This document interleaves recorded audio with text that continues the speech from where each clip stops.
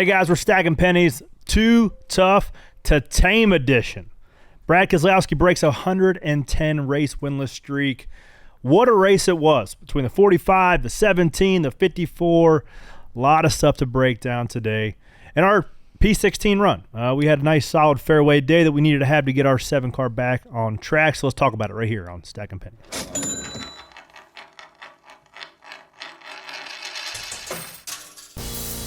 Stacking them deep, selling them cheap. It tastes like gasoline, rubber, and victory. We're just out here stacking pennies. Welcome to Stacking Pennies, ladies and gentlemen. Quarter of the Joy here alongside Ryan Flores. Bowman Gray, modified driver these days. Yeah. I drove back and forth. I drove a lot on Saturday. Drove down to Darlington, practice qualified, hiked it back north, picked the kid up, and we trekked it up to Bowman Gray to watch your ass. It's fun, isn't it? It's pretty cool, It man. wasn't great that there was a rain delay, but there's a reason that they packed that place out. Dude, there's cars parked on every piece of grass, sidewalk. There's trucks in the trees just to get into the place. Just pulling up to it though, like the way it sits there, it's really pretty cool. Like where it's built, and then you kind of when you pull up, you see it's kind of up on a hill, so you see all the trucks parked. Oh, dude, it's sweet. It's definitely peak racing experience. But yeah, we had a lot of fun. I spun somebody out, spun myself out, got back, missed a couple wrecks, finished 5th, flattened another bumper. So your average finish there in 2 races is 5.5. That's pretty good. Not bad. A position by attrition. Yeah, a little bit of that, but you still put yourself in some decent spots. Yeah, it's a lot of fun, man. We're gaining on it, and it's been a really good time. I'm gonna run again June 1st. You've only raced the modified where? At Wall Stadium prior to? I had one tour start before this. We blew up on lap 6 with the Extreme team up there from New Hampshire. So that was really my second modified race. How is it? How is the stadium? It's fun. I told Burt Myers this weekend, like the racing's pretty good. You kind of bounce off each other. The problem is the fighting and everything that you see is not because of the racing. It's because they've all been racing with each other for generations. So there's like generational hatred between all of them. For So sure. like it takes a small shove, and then they're like, "Hey, I remember in '79 when your daddy wrecked my daddy. I'm gonna whoop that ass." And that's where all the crazy stuff comes from. My all-time favorite part of that Madhouse show was when they followed Chris Fleming to his farm. He goes, "I got 2 cows. One's name's Bert and one's name's Jason." Chris Fleming was trying to fight the guys next to us in the pits before the race. Yeah. And then he stands up in the driver's meeting and prays for everybody. He does. It's great. I'm like, Please, hey, Lord, man, get this 99 car to turn the middle of the corner. Give me a good forward bite. In Jesus' name I pray. Amen. I That's I how love Chris it. I love the whole thing. It's really cool. But they're very passionate. It is the perfect blend of competitiveness and entertainment. Yeah, and I've been having a blast with the Hillbillies. So David and Derek Hill have their team called Hillbilly Racing. You won, like we've talked about. You've won for them, and it's just been a blast hanging out with those guys, making the car better. And I appreciate you coming up. I didn't get to see you though because you had Levi. You went up. Don't let any minors in the pits. But we hung out. I jumped on Flo with Matt Donor during the rain delay. Yeah, I stuck my head in the press box and we talked for a couple minutes. I gotta go back and watch. He does a good job. Yeah, he does that because he's passionate. You get a lot of people that were like, "Quarter of Joy." There's a couple. There's probably 8 to 10. Yeah, that's good. Yeah. Well, some of them were like, "What are you doing up here? Aren't you supposed to be in Darlington?" Well, yeah. But I'm a good friend, and I'll drive the extra hour up here to see my buddy. Well, the way the schedule is too, though, like that was a nice schedule. Yeah, I liked it a lot. It was. So you get to decent qualifying effort, decent practice with Group A. The snowball the narrative for our team the last couple of weeks is like just break the cycle because the way the metrics a little bit of a crapshoot. If you are, I don't know, if you have a couple bad weeks in a row, you lose a couple points in spots and positions and points, and then if you have a bad race, you can go out early in Group A to qualify, and it is a tremendous disadvantage. If you are we talked about this weekend. The way the metric works, it's based off of your point position and last week's finish. Yep. And if you go and fastest lap. If you go, but it's weighted more to points position, right? Yes.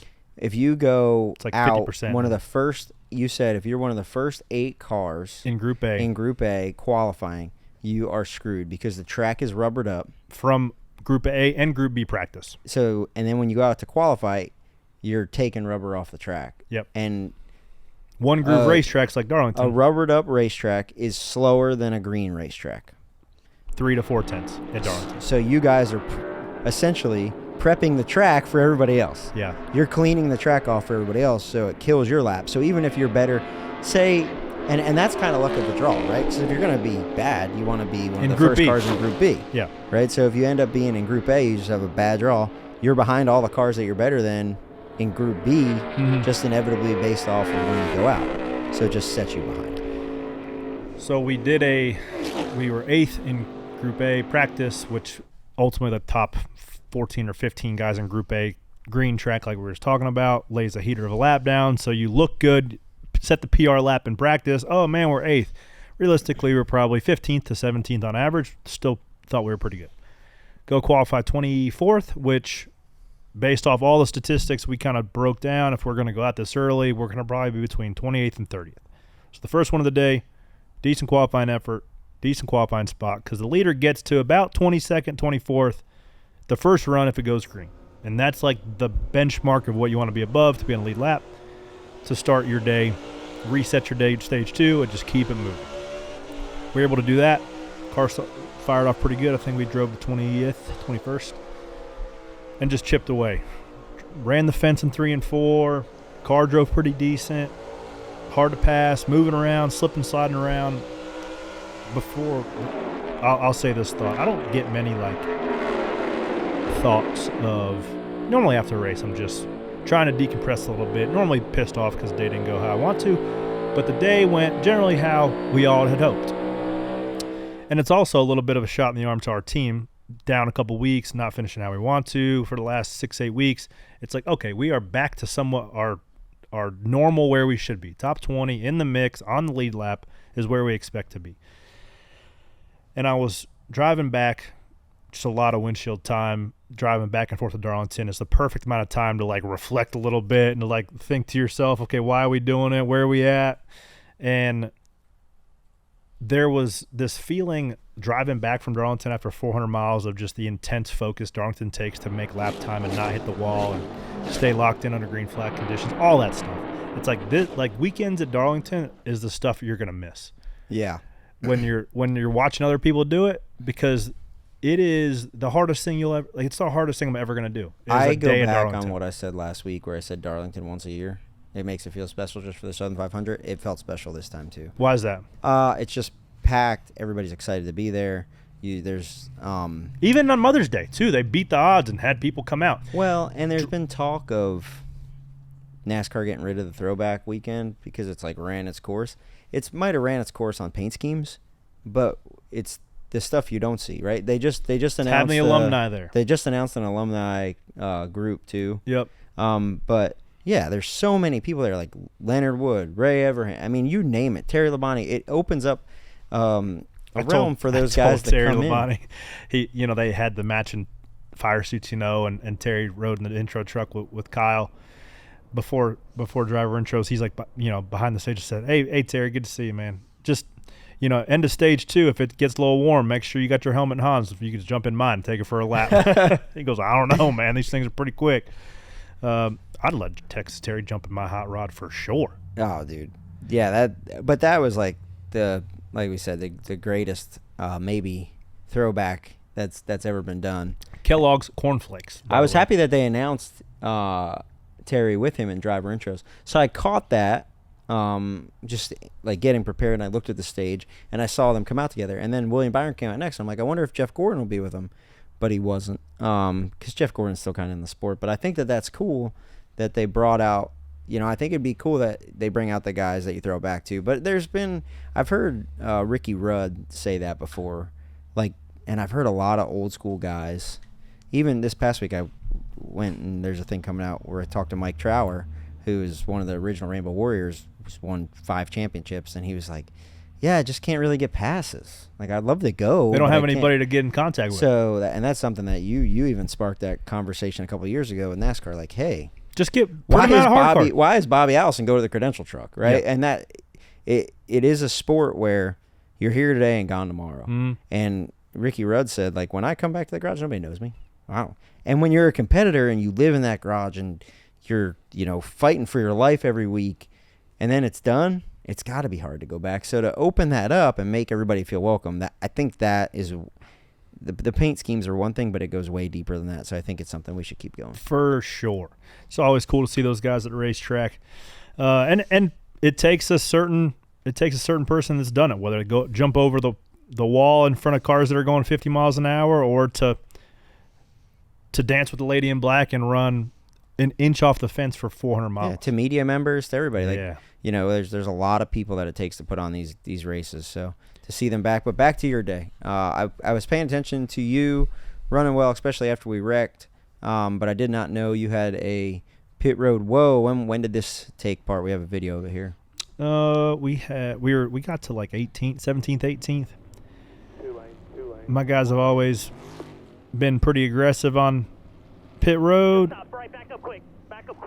You're clear, back up. Good job by Sparks here. Keep going, then you'll turn right in the box. You're all right. So it's important that you back up, because if you leave there, All right, get in here. right, Take it's the left important side, that you reset did that that, rear. because you were close to being off pit road. If you get past that commitment line and the left rear falls off, then that is a 2-lap penalty and a suspension for your jackman and your changer. So you come back in, you don't, you get maybe 5 pit stalls, you back it up, and you take the hit. From what I understand, the front changer dropped the jack. He did. Stood on my soapbox in here and say that's a bad thing to do. I stick by that. It's twice it's bit us. Yeah, that's twice. So, and for you guys, right? My message from long-term pit crew guy to your pit crew guys, right? Just if I'm being a friendly stacking pennies message here, don't chase time. You're more importantly trying to keep you in the race, right? And those guys are in a tough spot though, right? Because they're trying to get to a house car. They're trying to get a little more money. That's like their light at the end of the tunnel. So the only thing they have to now, leaving tires loose and them falling off isn't a great way. It's a setback. It's a setback, for sure. but there's also like, I feel like for me, the way that I've always approached my career is there's times to prove that you're fast enough, and a lot of that's in practice. There's way more work goes in Monday through Friday in the pit stop area, and that's where you see more of your body work. You're doing 3 times as many pit stops there than you are at the racetrack. The racetrack, to me, and it might not be right, and people might approach their career different, but as a racer, to me, it's always been keep your car in a race, give your driver a chance to win. And just change tires. And that's what it's about, right? It's like keep your guy in a race and keep moving forward and that's what it's about. At the end of the day. And that's what we were doing. But we talked about that this week, right? What do you get judged on at the end of the day where you finish? Right? We talked about that from the Bowman Gray. I didn't run great all night. Position by attrition in the end. Finished top 5. That's all you're judged on. Yeah, that's it. Not a pit crew. No.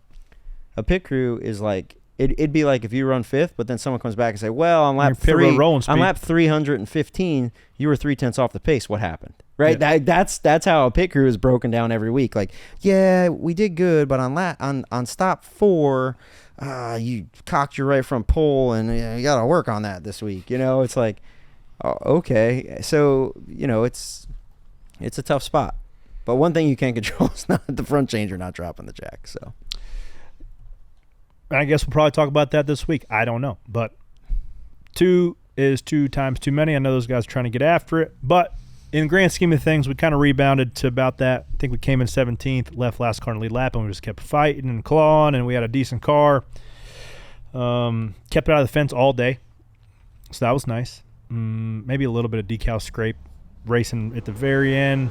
But did you get up? You got up there and touched her a little bit, a little Darlington stripe, like right off a 4. What did it mean to you? And did you even think about it having catfish paint scheme on the car, like seeing it at the race? It was cool to see the 7 font. It was cool. I thought it was cool too, like seeing the stripe, and I'm like, damn, that's pretty cool. Yeah, it was cool. There was a couple cool throwbacks. Certainly the 5 I still think was the coolest, even though it ended up backwards in the fence. I thought the 45 was cool. I there's not much history, but I just thought it looked cool on the track. You know what was even cooler was Tyler Reddick's mustache. Oh man, That thing was a duster, It was- bro. it was good. The worst Just is a after Swiffer. you, well, like I don't want to get too far ahead in the rundown here, but the worst is when you have like when you mess up and then you have to do all the interviews all With a serious with a mustache? mustache. Like, yeah, man. Hold on, guys. Let me shave this thing off before I have to Yeah, come hang to on. the press conference. I'm stop at the bus. Yeah, here I am with a dip the mustache. I thought this was Halloween. Now I gotta go. About get beat up on pit road with a mustache. Jeez. Yeah. I'm sorry. Well, we got all the audio. Let's not jump to that. So let's go to our day real 12 quick. got plugged in the fence. Dude, we started today, like, in our team meeting, Hassler was even like, we just got to keep having blue-collar days, work on it, put ourselves in position.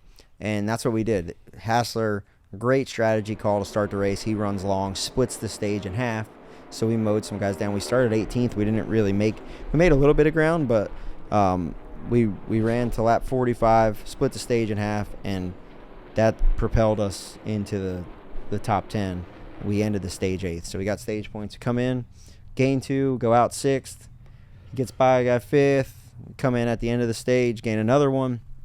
We gain another one. So we're running 4th, I think, at the time. And, the 24 puts the 19.3 wide here. And I don't know. I saw a lot of I guess we were 6th here. I saw a lot of aggravation from fans being mad at Blaney about that. But the 24, The 9th. Oh, Jesus. Well, the 24, Ryan said it best. Ryan gave a great interview, and he said, I have right to be mad. The 24, when you put people 3 wide like that, the 24 shears off the line to get a better run off the corner. Right. He shades up, and he just ran those guys out of room. Yeah. So, the frustration is real with the 24, especially that early in the race. I understand that you have to keep taking the runs, right? But as a driver, what do you see? At least stay on the line. Yeah, he shades up like 3 feet here. Yeah. Ooh. Tight. Dang it. And he did that not because he was tight. No, he he's did just that. a bad arrow spot. But he's also. Well, the 24 did that to get a run off the corner, Yeah. I think. I mean, I don't know. I'm not driving the thing. But he even said, the 24 said in his post-race, my car got in there and turned really good. But, and you kind of cheat up a little bit to give yourself the run off, but it's early in the race to do that. And if I'm Blaney, I'm frustrated too because obviously the Penske bunch hasn't had a ton of speed this year, and it looks like we're turning stuff around. There's nothing and he you could get have done wrecked. there. There's nothing he could have done. No. So but I see people like, oh, he's the new Truex crybaby, and I'm like, no, wait a minute. Hang on, he got jumped. Killed. I didn't even know this I'm happened. gonna go kill both. That's what I'm gonna do. Change my tires. That was almost to change my tires. I didn't know that happened. And when I saw this view after the race, because we were tearing down the pit box and everything, when I saw this view after the race, I thought it was the 19's in car because the 12 wasn't on it because it was blue, right? And I forgot our hood was blue because it changed every week with the Menard stuff. But we were so close. So we come in, we pit, and the car's wrecked. And the right rear, the front is bent, but the right rear toe link, Upper, probably. upper. So they're changing it, but the bushing fell out. And Raymond Fox did a great job getting it changed for what it was. But we just missed the caution clock ends when you cross the line at the end of pit road. Yeah. So we were good, but we just missed it because we were so far down pit road. We were within seconds of making it, but rules are rules, and we weren't able to get back out. So, I didn't know like that audio when Blaney says I'm going to kill both of them was right after we wrecked. It wasn't when he went back out.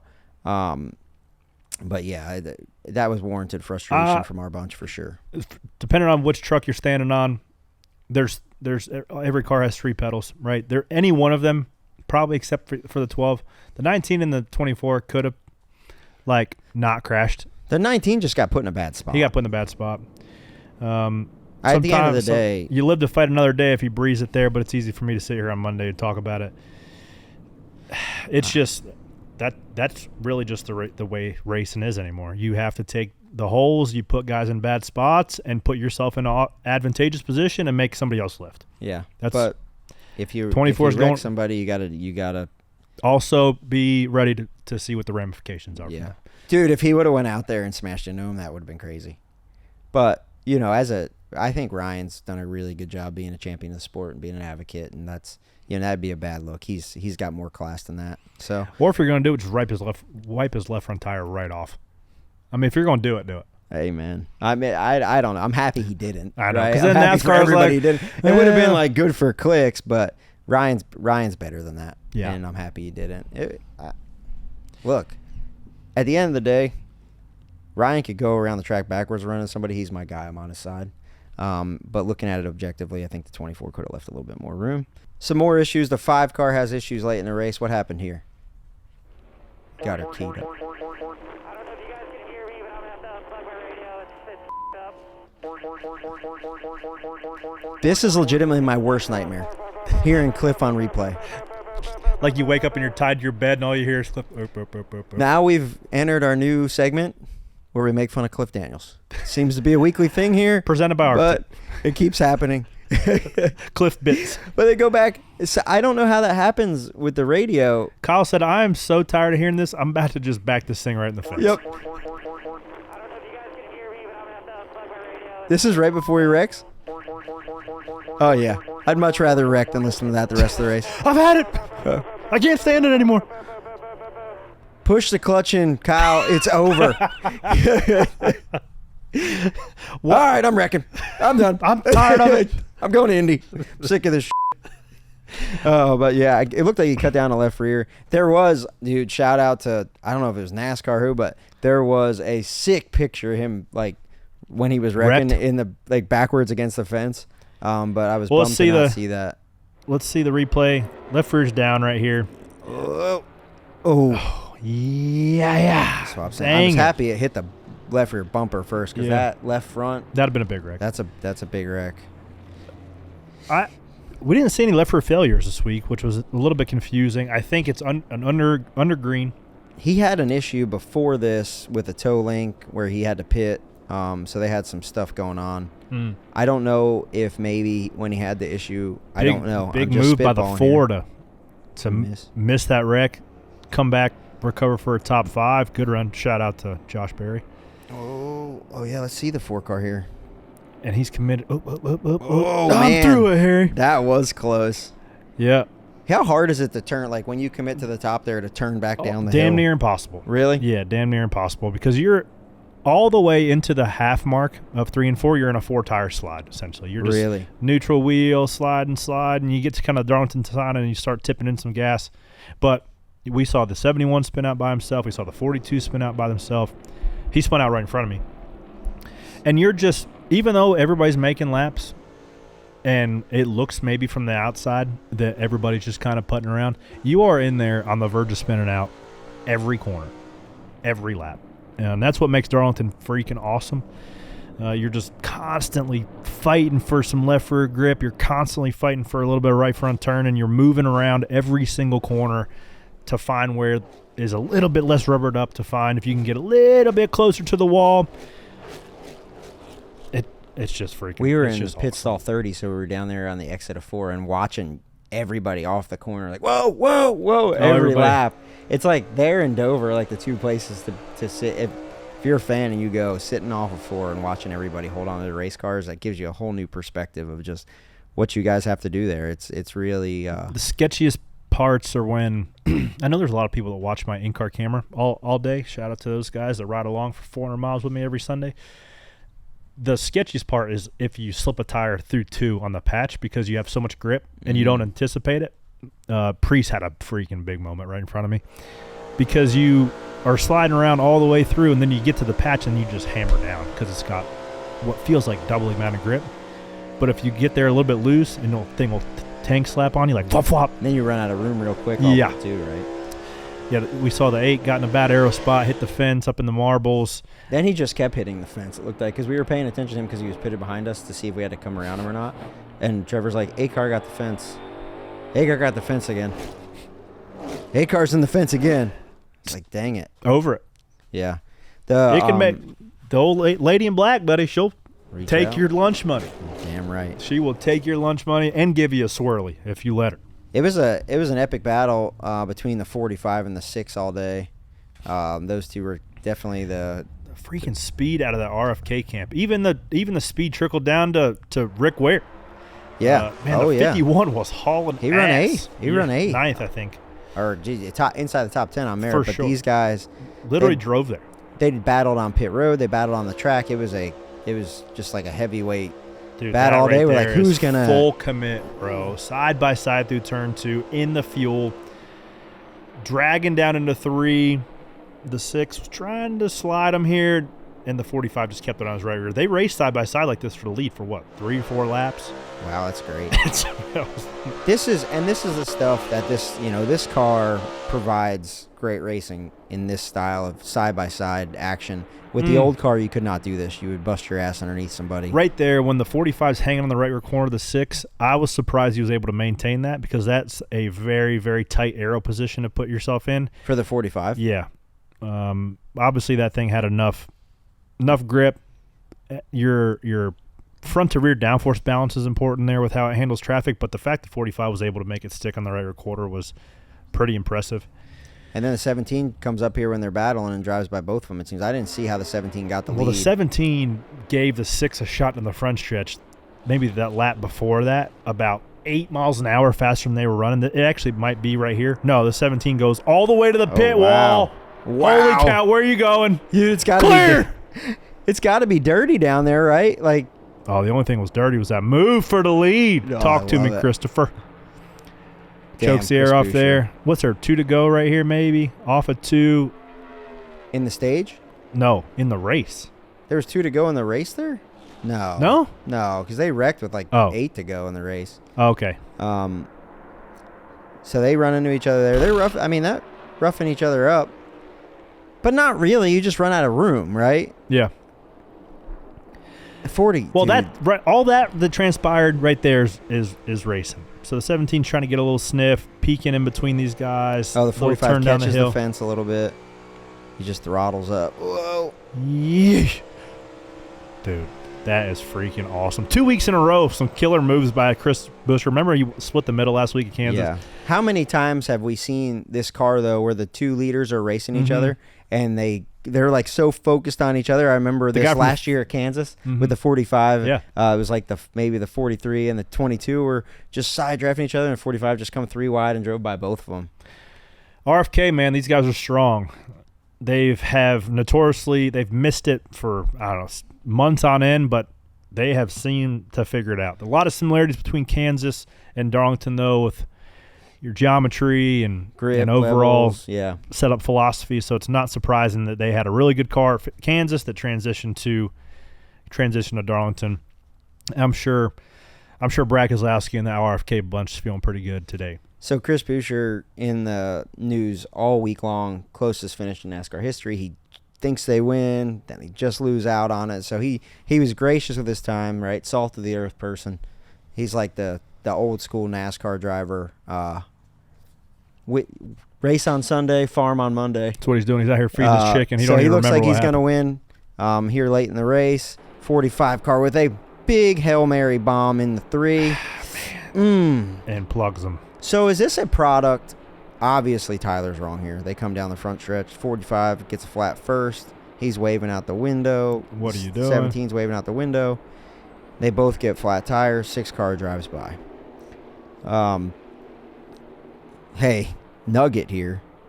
Like some In the nuggets. next gen car, the winner of the second stage still has never finished above 25th. What? And that holds true with the 45. Yep. At Darlington? At Darlington. So, note to self, you got back there with a badass race car, Don't win stage 2. and you're winning stage 2, lift. Yeah. And let somebody go by you. That's just, yeah. that- The odds are what they are. So, my question to you, is this move a product of not wanting to be aero blocked? I think that's a little bit of a short circuit, trying to get a little more than what you're in the moment where you're positioned, because he wasn't next to him. He wasn't even a car length back almost. He was three-quarter back, car length back, and was trying to gain 2 positions from center and entry corner to center corner to He try to wasn't slide. quite close enough to pull that move. Correct. off. He needed to be on his bumper to maybe even think about pulling it off, but you also know the 17 is going to just keep it on the right rear quarter because, the But pay window's open. My question is, if you okay, so I think we're within 10 to go there, I think. And you like the 45 gets to him, and then the 17 starts aero blocking, right? And you just get stuck there. So you have to kind of surprise them or kind of pull like a slider of sorts. Like a desperation to move. I think that one was a little bit too far back, but that move comes from not being able, like from the other tracks where you get aero blocked and just sit in second. Even though the 45 was faster, he caught him. He had a big run off of 2, but it kind of equalized. I feel like Tyler Reddick and Kyle Larson both, when they go to Darlington and Homestead, they are the best at running the fence. And it seems like that's where they tend to short circuit because they go in there with all the hype. Everybody talking about them. They qualify on the pole. They're the best at it. And it's like they're going to prove how good they are all day, and then stuff seems to go wrong because they're just hammering too hard or they want it so bad that I have seen that a little bit with the 45 and the 5 at those two respective racetracks. But then So the 17 Christopher Buescher has enough time to really stew on this. Watch a win be taken away. Feels like he's in the right position by a guy who, you will hear in a moment, already has a win. Already has his ticket punched to the playoffs where that 17 car does not. They were a quarter inch away last week. They were, 3 or 4 laps away in the dominant position this week. Feels like he's got it taken away from him. And he's rightfully pissed. To that point, you have to strike when the iron's hot because when your cars are fast, you wait 3 weeks and you're running 20th again. Yep. Or you don't have so you have to win when you can because it's so hard to win at this level. So, yeah, he feels like for the second week in a row, he gets it taken away and he looks over and he sees him standing there. And he goes, okay, there he is. I'm going to go talk to him. Give me my Wally X's too. Yep. I'm Here's going Ty to Gibbs. keep my head and necks around All right, in I'm case gonna head shit out. gets a little crazy. Oh. I know, I f***ed up. I'm sorry. Hey. Chris. We have raced each other too. I know. What was that about? As soon as I knew it wasn't going to work, I tried to back out and I got you. Like, the last thing I want to do is wreck your car. I can care less about mine. I'm sorry. Tyler Reddick is one of the nicest, like genuinely nice people in the garage. That's why I don't have that sticker on my door. This is the best part. More. I need you to be better. We've raced each other just fine for so long. I know. The best part is that when he first says, I don't have that sticker on my door, and Tyler's like, what sticker are you talking about? He was like, what? And he's like, and then he said it again. He's like, oh, I get it. The win sticker. Yeah, I got that. He's like, what do you mean? You trying to steal my sponsor? What Money line. What sticker are you talking about? But you can agree with this. Tyler Reddick, when he puts his helmet on, is fierce, He's an animal. right? Yeah, but when he takes his helmet off, he's like one of the best guys. He's super self-critical. Analytical fella. So that's why, like, when Chris Buescher walks up, Chris Buescher is also the same way. Great person, but he's a Texan, right? And he's Born and bred. big brawly fella. He come walking up. Tyler Reddick is little. He beat me in the Bandolero Nationals in 2007. I'm still salty about it. Still mad about it? Yeah. Yeah, he won down at Sunny South Speedway in Alabama. Damn it. You know, remember how like in the Nationals the trophies were like taller than you were? Mhm. He was like a foot taller than me back then. So he's actually as tall as the trophy, where the second place trophy was taller than me. Yeah. Anyways. But he walks up to Tyler, and Tyler is like super honest. Like I said, honest, self-critical, and he's just like, yeah, I know. I messed up. I'm sorry. And it just totally de-escalates the situation. And he did, man. That was a big mistake by him, and it not only took them out of the race, but it really hurt the 45. In their day, they had a great day on the track, a complete day on pit road. So it was a bummer for everybody involved, but not Brad Keselowski. Nope, Bradley was fired up. Yep, he ends the streak. Maybe the difference is the eye black he's wearing. Looking like Aaron Judge in the outfield in a Yankees uniform with that thing. Oh, and he smears it. Yes. Oh, yes. Now he looks like he plays Sting from the WCW. Oh, man. He says it helps. I asked him about it. Brad's always done quirky stuff like that. And listen, he's the type of guy, if he says it helps him, it helps him. There is nobody I would prefer eye black than the damn nose strip some guys are wearing. CC Kyle Busch. Some other guys are wearing it too. And Justin Allgaier. So I just don't like it. They might man. have a deviated septum, man. Give them a break. Don't wear Maybe it. their nose don't work. Maybe. But Brad, dude, the one thing that Dover does. I just think about in Little Giants where. Hey, if that's what it takes to break a 100+ win I'm, streak. I'm caking on some eye black for the Coke 600. Yes, you are. I might even get your face painted. Yeah, I'm gonna freaking come out looking like the Ultimate Warrior. Yeah, that's gonna be me. If it works for Brad, if that's the difference, give me some eye black. Stop boys. by the kid zone on the way to driver intros. Hey, give me the unicorn. I'm going up there. Give me the Spider-Man. But like Darlington is a place that it takes that's why I'm so pumped for Brad, because it takes like we said, a complete day, and there is nobody in the field. I will stand on this statement. There's nobody that has better racecraft than Brad Keselowski. I think that Matt Kenseth was maybe the best of just like being in contention all day and then kind of fluttering around and being there at the end, right? And Brad always maximizes his day. So to see him, it's like he's always been good at Darlington. He's good at a lot of places, but to see him break this streak there and then have his kids in victory lane, pushing the car out of victory lane afterwards, it was a really cool moment for those guys. Really cool. Congrats to Matt McCall, Brad Keselowski, and that Tire 6 Ford Mustang team. I love it. I love it. Somebody else that had their first Darlington experience, SVG, is going to be popping in the show in a little bit. We're going to catch up with him. My man danced with the lady in black with no practice. Rained out P&Q. I said, good luck, pal. Good luck. I'd love to hear his perspective on the most jacked up oval in the entire world. It really is. He said it was a fun track. We're going to get to talk to him here in a couple seconds, but let's just go ahead and get him on.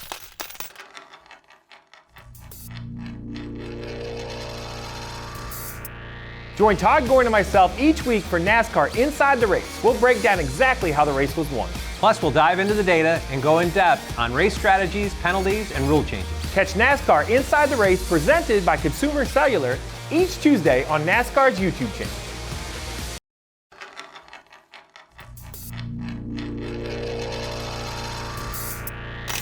Hey guys, we're back.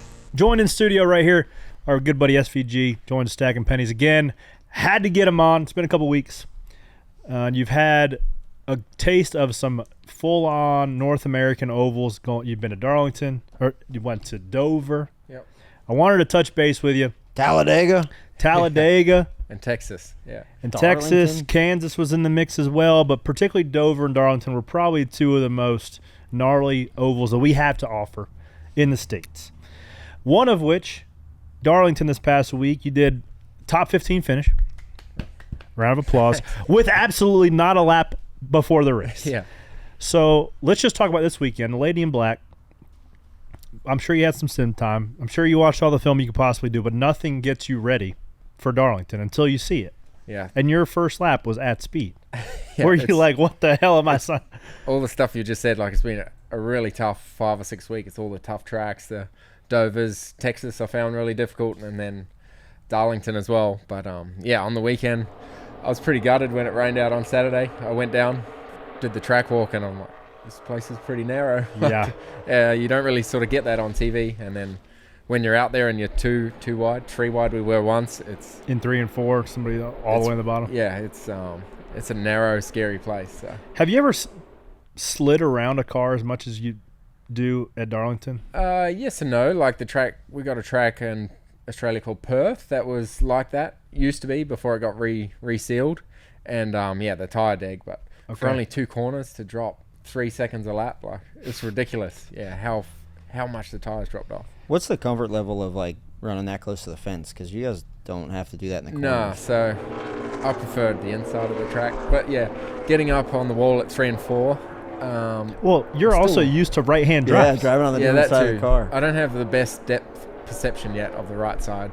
Getting better every week, but I could get to the wall, but I couldn't do it the whole corner like the really good guys do. So could get there and you kind of like feel the bit, but Do you feel like the car is way further out than what you expect, or it's the right all the way? rear because the cars skew so much, Yeah. right? So you get a good visual of the right front. You can sort of see to the right, but you can't tell because these rear ends move around so much.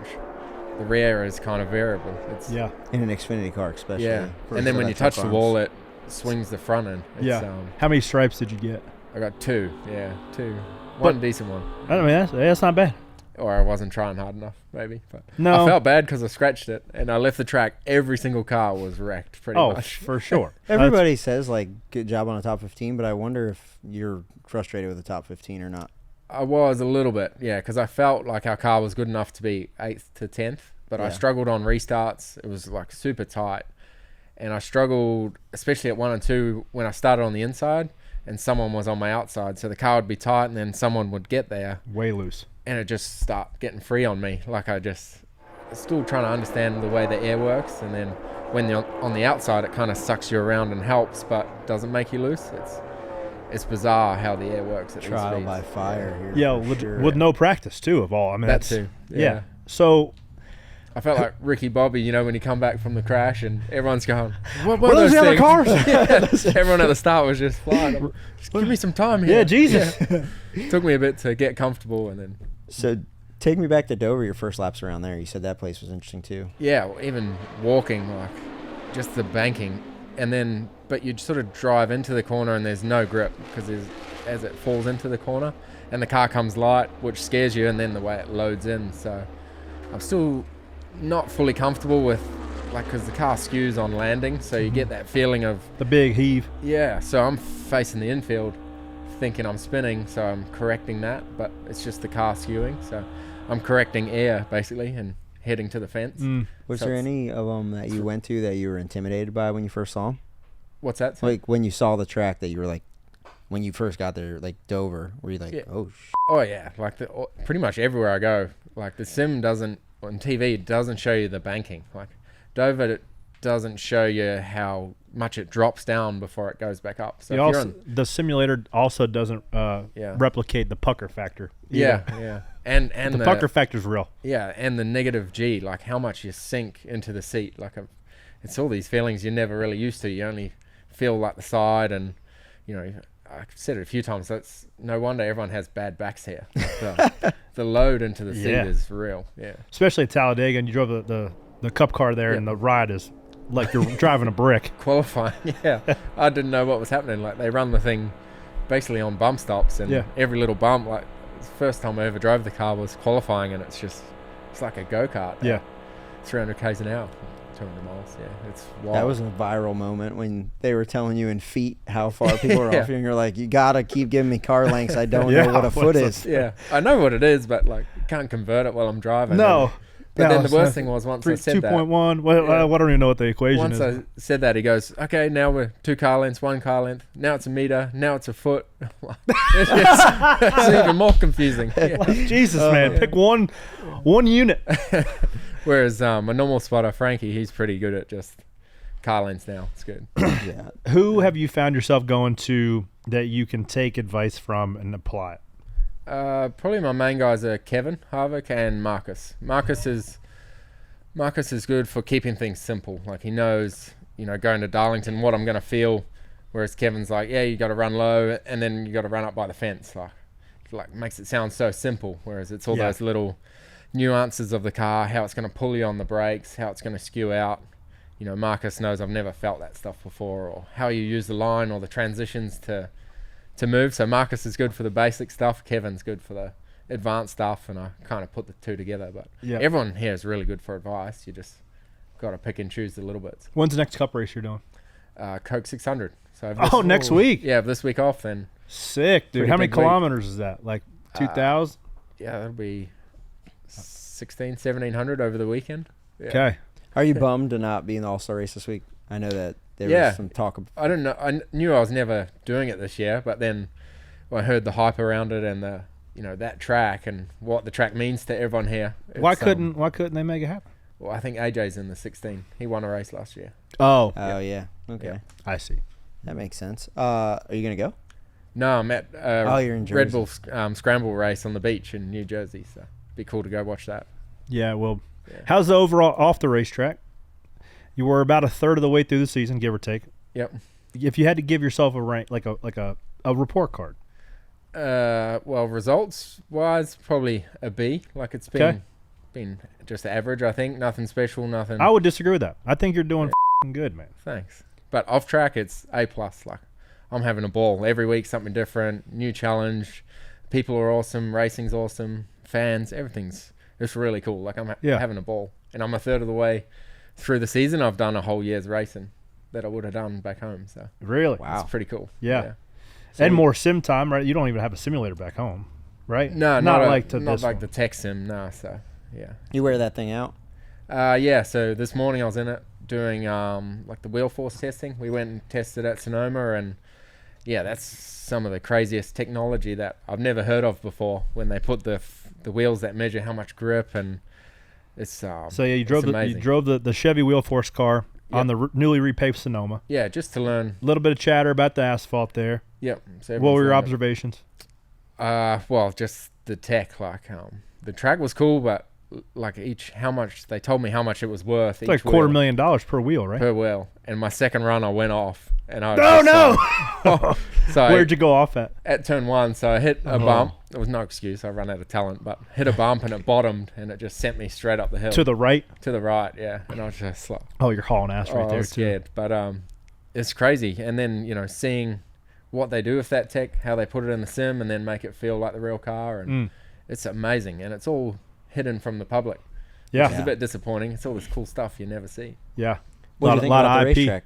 The track is awesome. Yeah. So this what I find the best about the American tracks, Coda aside, like Watkins, they're proper big balls tracks, and the walls are right there, like no runoff, no room for error, and you got to tighten the belts and have a go. So the tracks are starting to be like that in Australia, the new ones, Europe, they're all so much runoff, whereas here, you make a mistake, you pay for it. Even Sonoma with a runoff, like if you run off, you're still screwed. Like turn 10 there. Down the hill is the first few times down there at speed, like with the new seal, it's 4 seconds faster than last year or something. 4 seconds? Yeah, and no real tire fall off as well. So it's like Hammer pushing down. every lap. Wow. It's really Yeesh. tough. Yeah. That'll be fun. That would be fun. I wonder if that'll have a, like you talked about. Who like a drove the Wilkesboro Ford? effect. Who drove the Ford? David Reagan. Okay. And then Jax Hawksworth was in Yeah, in the Toyota. So. Who was the fastest? We were all pretty close. Come on, two-tone horn, man. We talked a little bit about last time you getting the bird for the first time. Have you given out any birds? You've had any run-ins with anybody? No, you I haven't just seen? I just wave at people whether it's good or bad. Yeah. Some people were waving at me even on the weekend. So that was pretty, Hey, how you doing? Things are looking up. Yeah. Is there any nuances that are different driving on the road here? Like I've been getting honked at a lot in Huntersville. There must be a lot of Yankees. Don't that stop move driving down. like a But Yeah, people sit in the what's left lane here a lot. And and clog it up. Yeah. Yeah. That's probably my biggest. those pet are the peeve. things that, like, moving from north to south, that I see be a big difference. So I can imagine what the difference in etiquette, like just on the daily stuff, like standing in line at the Target or driving, like what it's like coming halfway across the world and seeing how different people act. I find the four-way stop signs here are completely stupid. Like, when you turn It's a up stare and off. Who goes? Who's going? Me going? You going? Yeah, I just go. I just wave again. I'm new here. I'm going. All right, guys, that's SVG right here in the Nonsense Garage. More pit road boats and woes right after this.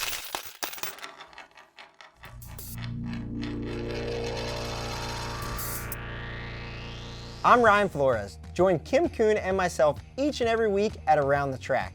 We'll get you ready for the upcoming race weekends, from short tracks to the Cup Series, whether you'll be attending in person or watching from home. Coming your way each week is the best bets to win some easy money and driver suggestions to help pump up your fantasy lineups. Around the Track also tells you what to watch for in the NASCAR Regional Series and which young phenom drivers to keep your eye on. Plus, our At Traction segment gives you all of the fan activities, concerts, and tailgating fun at the track. Be sure to check out Around the Track each and every Wednesday on NASCAR's YouTube channel.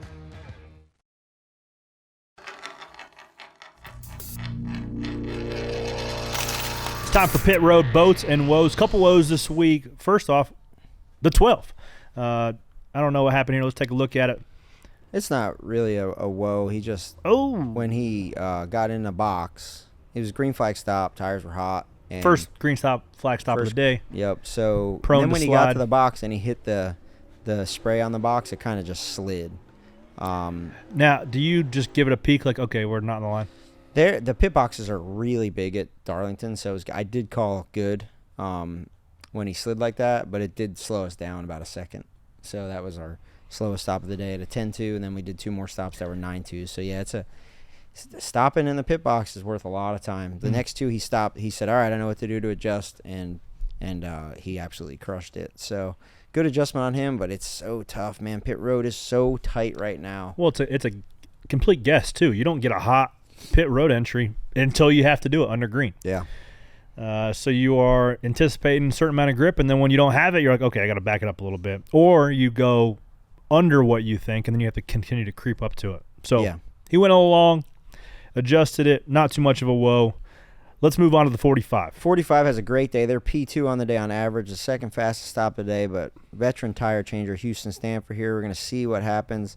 The hose gets pulled under the car, gets kind of bound up, so then when he goes to get up here from the right side, it gets in between the splitter and the fender. Oh, no. He does a great job getting it down. Nathan Ricketts jumps over the hose, and they don't lose much time at all.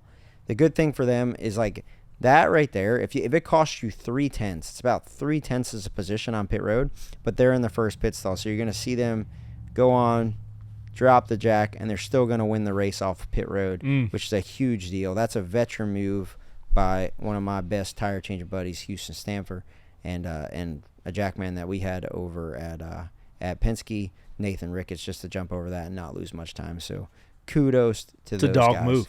Yeah, and as we see, the 45 here is in the first pit stall, and it's a big deal.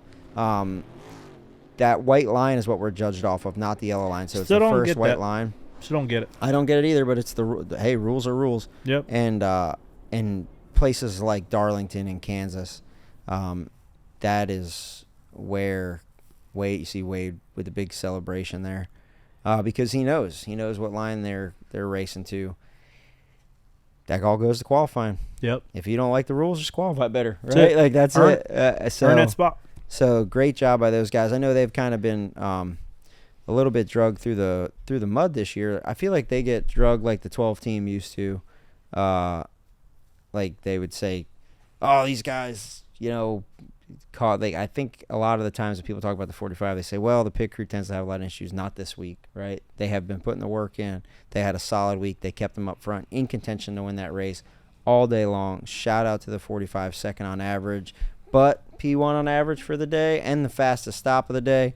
Also leads them right to victory lane and to the Covenant Dogs of the Week. The 16.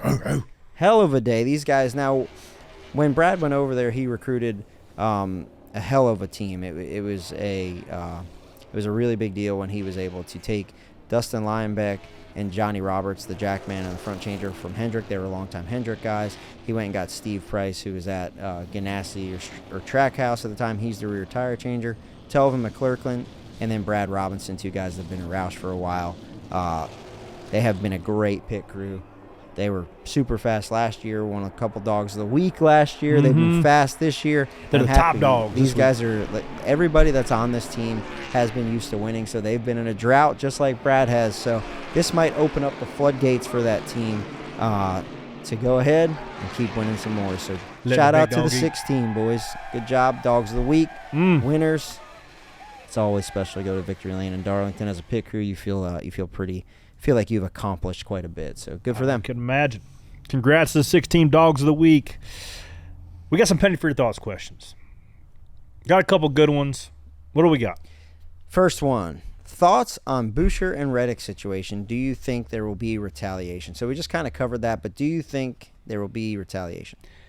I don't think there'll be. So what the retaliation looks like these days isn't obvious from the 10th row of the grandstands. It's just how you race or get raced, right? It's aero blocking a little bit more than what you would have just to somebody else that you generally race well with. It's running somebody a little bit tighter on your door in certain situations on restarts that you wouldn't normally do that. And you can certainly anticipate the 17 racing to 45, for a certain period of time differently than how he did before that. Yeah, there's a way to get the point across, and it's not like you're driving through the infield of Bowman Gray smashing into the guy. Right. Yeah, it's subtle. It's more subtle than that. Yep. Next one. How far do you think the 6 car goes in the playoffs? Brad's a champion. He's went all the way, so he knows what it takes to go all the way. If that 6 team in RFK is continuing to click, Darlington is ending the the regular season. So the fact that if they can just start recouping a little bit of playoff points, I think the playoff points are what gets you deep into the playoffs. Yeah, gets you into the round of 8. That's what you have to have. I don't know where the 6 car stacks up in terms of playoff points, but that's going to be. I'm sure now that they're in, they can Matt McCall can call different races to try to get some stage points, try to get some stage wins, and start banking that playoff point account so they can get a bit deeper in the playoffs. I say that 6 car goes to the round of 8.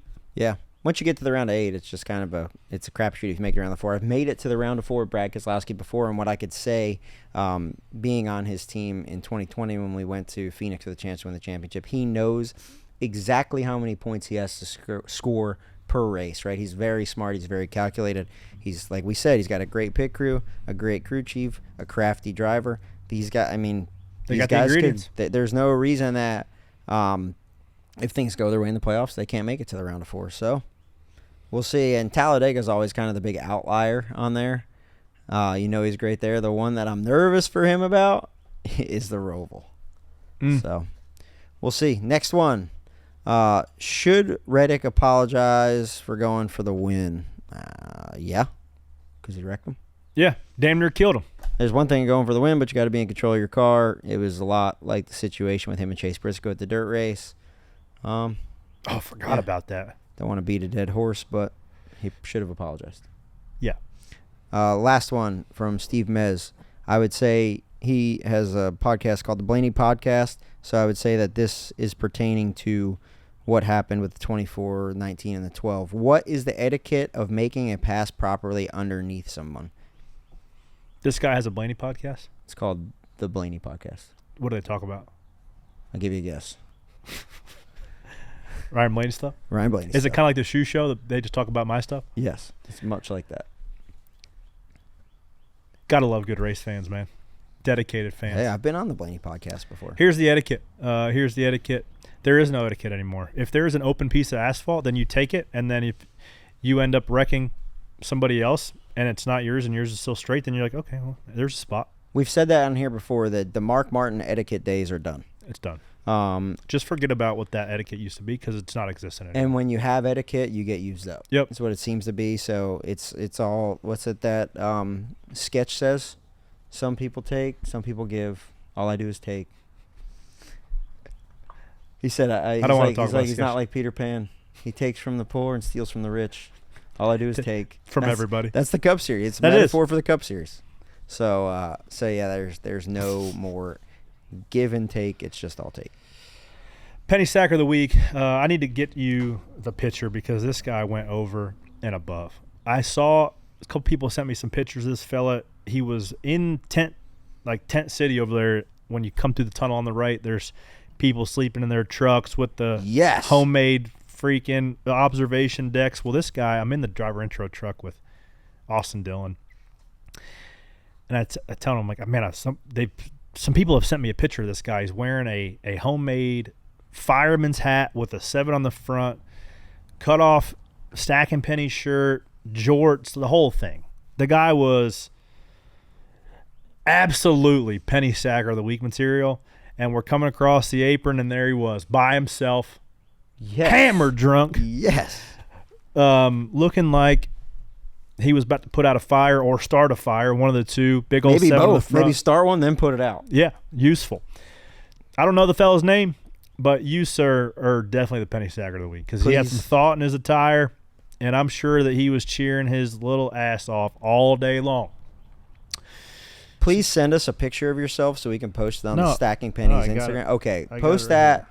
We can post that on the Stacking Pennies Instagram, and then we'll see if somebody can beat it each and every week. Bring your best Stacking Pennies apparel. At the end of the year, we'll pick a mascot for next year. Yeah. That is great We've stuff. got it. I love it. There was a lot of people, too, just yelling, stacking pennies. Yeah. One guy, when I got to Bowman Gray, I get Levi situated. We're on the backstretch watching, and some guy wearing a Ryan Blaney T-shirt came up and handed me a penny and just, like, turned around and left. We didn't get to talk or nothing. And I said, thanks, man. I heard that there was a guy in the snow cone lane. Look at that guy. Look at this I heard there was guy. a guy in the snow cone lane that you were Can you standing in, and he told you your shirt sucked, and you laughed. Yeah. Who was that guy? That's my cousin. My cousin Kevin. Oh, well, no, he said, man, your shirt sucks. And I was like, oh, it yeah, was my TQ midget shirt. Look at this guy. I mean, that does not grind my gears. We're getting away from grind my gears this week. Talk about stuff that makes us happy. We're going to talk about things that make us happy because there's enough people talking about negative things. We're going to talk about positive things. One of those positive things, and I changed this or had this idea in the drivers' meeting this week. We got the alumni there. You got Jeff Bodine and Ray Evernham and all those people we named. It's cool just to see back at the racetrack. But then about half the time in drivers' meeting, they'll introduce and honor and remember fallen military member, and they'll have the family there, and everybody gives them a standing ovation. This week, though, it hit close to home with the shooting and tragedies with Charlotte PD and U.S. Marshals. So they had 2 guys that were wounded from that shootout, as well as the wife from one of the U.S. Marshals that passed away. They lived in Mooresville. They just have family all around here, so it was super emotional, super heavy. And I was just super thankful for those people, the men and women of the armed forces, but also police department too. We don't give those guys enough credit, and especially when it hits home this weekend in Charlotte. And to see it, it's one thing seeing it on the news. It's another thing sitting right next to them on the same row. Yeah. And seeing the people and seeing the hurt, and it was this week, right? And it was heavy. Well, it's a big deal. That's the best part of the sport, is that you can have families like that are just dealing with so much. Come out and take their help with the healing process, and honor and remember their loved ones, and maybe just let them enjoy a day instead of dealing with the reality that they've gone through. So just to help with that healing process, that is a huge deal, and it's a big thing that NASCAR's always done. So instead of focusing on the negatives, we'll focus on the positives of the weekend. The other thing that I love is, and you probably loved it, going back to Bowman Gray, just going and seeing how enthusiastic people are about racing, and you just understand why you started doing this. So I've really been enjoying all that. Trying to keep it positive this week, going from Darlington, headed into North Wilkesboro, but big announcement from the sport. The TNT races, which we don't know what those 5 are yet. We're going to have an in-season bracket, almost like the NBA. They have their in-season championship, something a little different, something more to talk about. Jeff, please tell us the information on this.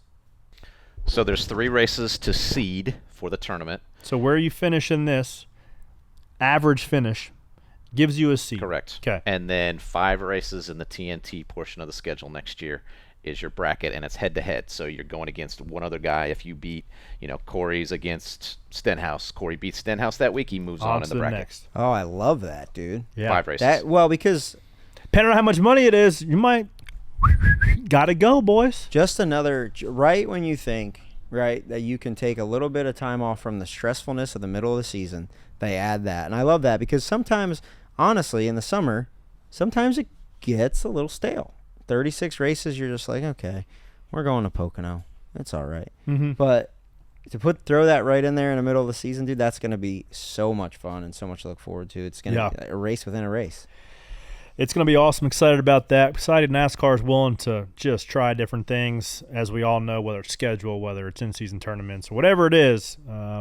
It's going to be super cool. Also going to be super cool, guys, to follow Kyle Larson's double chase this week. Starts this week. Practice and qualifying.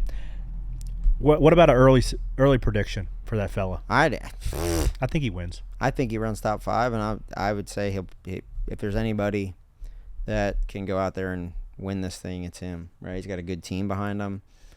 Because I think, and I know just enough to be dangerous for Indy 500, but I think the amount that you have to pace on the racetrack and get yourself in clean air and save fuel and use your speed when you have clean air, pit road rolling times and pit road entries and exits, those small details are what gets you those couple spots that change your entire day. And there's nobody, I repeat, nobody better at those small details in addition to getting the maximum amount of speed out of a vehicle than Kyle Larson. Yeah. He's the fastest pit road rolling speed more or less every week in the Cup Series. He's the fastest pit road entry guy. He's the fastest pit road exit guy. He's the best positive restart retention guy. He's just the guy. Going to Indy cars where those guys are mostly road course guys who might not. They're dogs too, though. They are. They're dogs. Absolute dogs. But when it comes to oval racing racing craft. Yeah. He's the top of the heap. Guy. He's top of the heap. And then he'll go win Indy 500, and then he'll come Coke 600. It's a way different thing. It's totally different. But when you look at racing, right, there are different types of race cars, and everybody that races at the highest level of their respective racing circuit, right, or class, they're pretty good. So people are going to hound me for saying this, but when I look back at what he did with the first time he ran the dirt late model, and he went and won against those guys, like, I know it's not the Indy 500. I know it's not the greatest spectacle in racing. But it's relatively just as hard. Those guys are the best at that discipline. And he went to Port Royal, one of the toughest racetracks, at a 100-lap race, and won. Yeah. And that, like, I know that I'm going to catch slack for that, but if you know, you know. Yeah. And that is a hard feat to do. So, I don't know. This guy, you can't shake this guy. And if he can stay in it till the end of the race, and it's going to be a fuel mileage race, it's going to be a thinking race, he's going to have a good team around him. Like I said, I will be surprised if he wins, but I won't be. You wouldn't be flabbergasted? No. I would be impressed if he wins, but I wouldn't be surprised. That's what I want to say. I'd be impressed, but I wouldn't be surprised. I think he's going to win. Think he takes whole milk? He ain't. Yeah, I don't know. I saw he went to a Taylor Swift concert. You might drink almond milk this week. I don't know. Oat milk, maybe. He might be turning into a Swiftie. When did you have anybody on your bingo card asking Kyle Larson if he was a Swiftie in an interview? No. This year, that was a new one for me. But who asked him that? I think Jordan Bianchi did. But hey, that's the stuff you do when you have a 6-year-old daughter. Yeah, you got to listen to it. If you're Ryan Flores, you drive down to Greenville and go see Zach Bryan. If you're Kyle Larson, you fly to Paris and see. Is that what he did? He took her to Paris to see Taylor Swift. I thought I was doing a lot. I drove to Greenville to see Zach Bryan with my daughter on Monday. Yeah, you must not really love your daughter as much as Kyle Larson. I just don't have the funds for that. Well, that's why we're stacking pennies, and Kyle Larson stacking dollar bills, y'all. But appreciate y'all tuning in to us each and every week, dropping some spare change the entire SVG episode as well on Thursday. Continue to follow us on YouTube. Continue to listen to us on your Apple or Spotify, wherever you listen to your podcast platforms, and also SiriusXM Channel 90. Somebody told me this week, Brad Knopfsinger. I saw him here. Knopfy. Yeah. One of the greatest sprint car drives I ever drive. Him and Dad are buddies. Stops by the shop about every week. He's like, man, I was driving home from some midget race, 3 o'clock in the morning. He's like, when your eyes starting to get heavy and you got the window down and you got the AC on and you crank the music. He said, I turn on SiriusXM Channel 90 and it's you and Flores. And you guys had me cracking up the entire time and you guys powered me through it. So hopefully we give you the boost of energy you guys need and make it through the day. If not, then just grab a Celsius. You can do that too. So appreciate you guys each and every week. That's all I got. You got anything? Nothing? Pumped up. Ready to go. Fired up. Get into it this week. Pit competition Friday. Let's go. Tune in, guys. It's going to be a fun week leading into the All-Star race. Thanks for stacking pennies. Bye.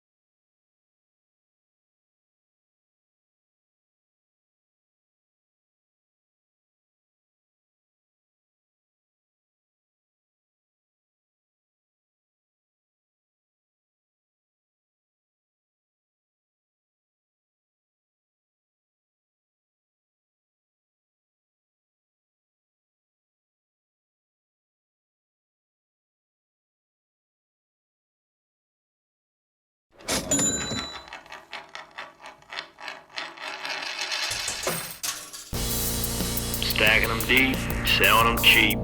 It tastes like gasoline, rubber, and victory. We're just out here stacking pennies.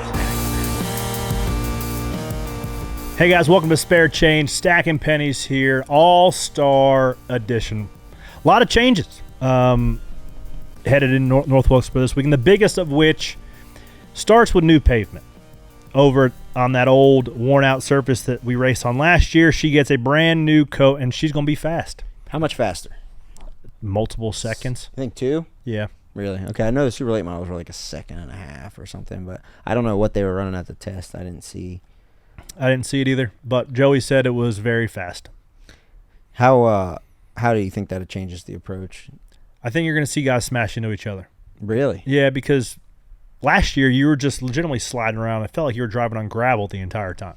Well, the guy that dominated the race last year was Kyle Larson, right? His strong suit was keeping his left rear drive on the concrete patch off of 4, so that'd be different. The other thing that's going to be different is that Kevin Harvick's going to be in his car for most of the weekend. Yeah. Is he going to make it back for the race or no? I don't know. He's supposed to, but there's a chance that he doesn't make it back. If there's weather or something, that he doesn't make it back for the race. So it'd be cool to see Harvick back behind the wheel. It would be. Haven't seen Harvick behind the wheel of a Chevy in a long time. But that'll be fun. I wonder if Cliff yells at him. Probably. Kevin, I thought you're better than this. I need better feedback. The other thing, too, speaking about crew chiefs, they are going to have options this week. Soft, hard, and rain tires. Can you run rain tires whenever, or do you have to run them in the rain? Only in the rain. But you have to start, I believe, on soft tires. I know that there's a mandatory pit stop in the heat races, and then mandatory pit stops throughout the race. They say that these option tires might only last like 20 laps. Yeah.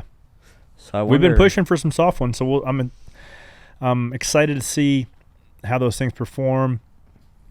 I don't know. I wish they left the option tire. Hey, put them on whenever you want to. Yeah, I wish it was a true option tire, because the thing is, like, when you make everybody start the race on one set, and there's one ideal strategy. I don't want to be too critical because I don't understand how many sets we're getting or any of that. But yeah, when you just leave it open to interpretation, like the tire wars used to be back in the day, like, then it gives you a chance. Remember one of the all-time greatest all-star plays was when I think it was Frankie Stoddard was crew chief for Jeff Burton. Oh, was it Jeff Burton or Mark Martin? It was Jeff Burton, I think. And he picked his pit stall right behind the start-finish line when you had to make a mandatory pit stop in one of the stages. Yeah. And he literally did his pit stop and just burp. Yeah, so what they did, they picked, like, say it's pit stall 18, that's right in the middle of pit road. So what that cut out was the pit road exit and back up the speed. So they just had to come in, nail the pit stop, and roll across the line. That was a great strategy. And everybody was like, what just happened?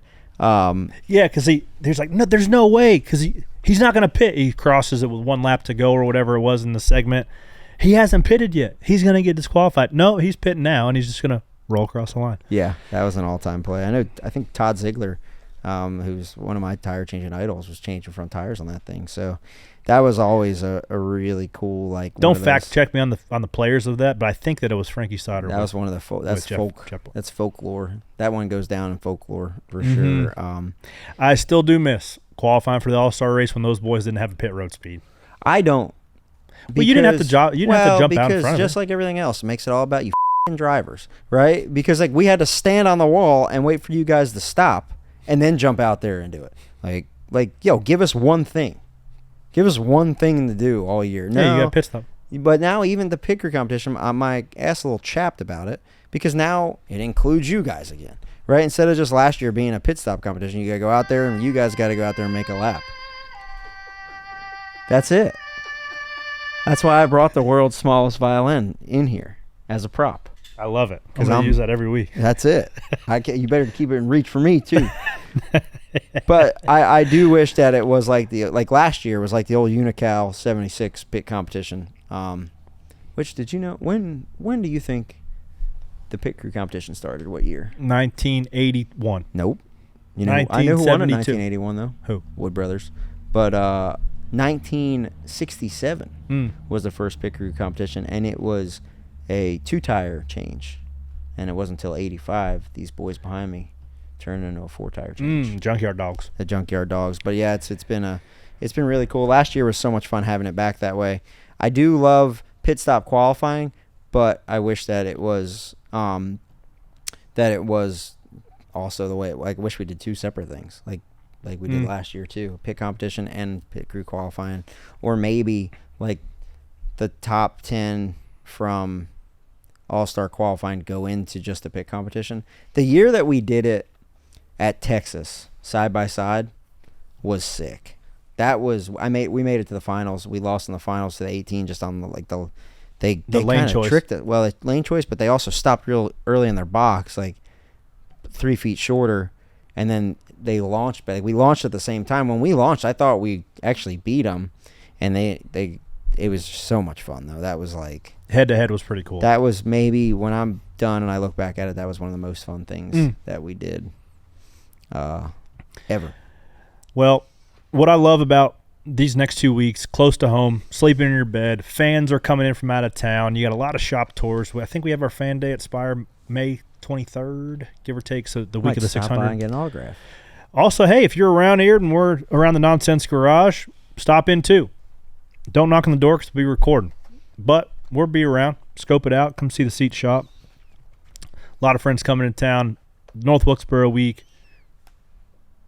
Coxsackie week. Yeah. It's a lot of stuff going on downtown. A lot of stuff going on in Mooresville. Come out. Scope it out. The most fun time going on down here. I love these 2 weeks. Remember the old Speed Street days. And it was awesome. It's great. All leads us right up until Memorial Day, one of our favorite holidays. One of my favorite holidays / drinking days of the year. Yep. So that's it. Hey, what's your favorite, real quick, what's your favorite All-Star race moment ever? When they all piled them up in turn 1 because it was raining. And they pulled the cars back out. Oh, so good. Mine's T-Rex, the story of T-Rex. Didn't Jeff Gordon win that? Yeah, he unloaded a backup car, went out and won. Yep. I think if you look back at that, Letarte was like the one unloading the car. Mm-hmm. Yeah, that was one. I was like, what is going on? They all piled in there. Some other good ones was like when Kurt and Kyle wrecked each other. Yep. There's just been, I don't know. I love the All-Star race in North Wilkesboro, but there was something about it at Charlotte that was one cool hot night, too. buddy. It was one hot night. It was one hot night. But we're gonna have one hot night here on Sunday, though. It's gonna be good. I'm stoked. I think the new asphalt's gonna have the speed in which it's gonna look like. Remember old Richmond when it was repaved? When the Kyle Busch and Dale Jr. wrecking each other, because now you don't wreck anybody because you're going so slow and the track's so abrasive. When the track's got grip and you've got multiple lanes, you're going to get guys smashing into each other. Dude, and just think about the progression North Wilkesboro has gone through in the last 3 years, right? It was nothing. It was overgrown. Yep. Those guys go clean it up to scan it for iRacing, Dale Jr. and Kevin Ironelli and those guys, and then, hey, you know what? We can have a short track race here. We built the street stock and the seat shop for that. And now we got the dang All-Star race. Freshly repaved. New paint. The stock is high for Wilkesboro, and I am pumped to get there. If you're a fan and you're in the vicinity, good luck getting a ticket. Yeah. But it's worth it. It is worth it.